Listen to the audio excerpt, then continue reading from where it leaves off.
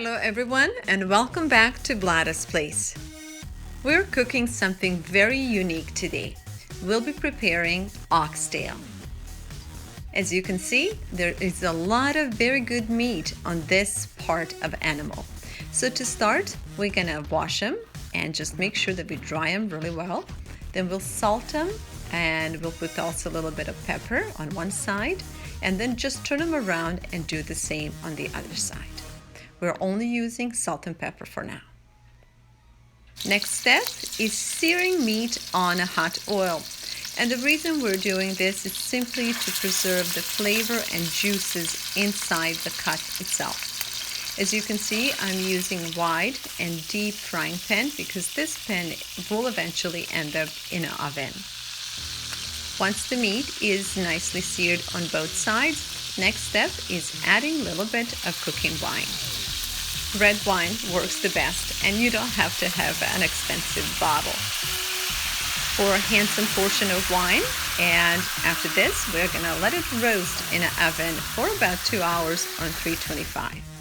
While meat is roasting, I'm off to garden to pick up some fresh thyme, oregano, and a couple of leaves of sage. Along with a lot of fresh garlic, these herbs will lift that beefy flavor. So now that we have the beef practically done, maybe we have another 20 minutes left. And as you see, I'm checking the beef to make sure that it's nice and tender before I add herbs, because we're not going to cook this much longer. So now that it is nice and tender, we are going to add herbs. But first, I'm going to add a whole lot of garlic. As you might notice, I often go overboard when it comes to garlic.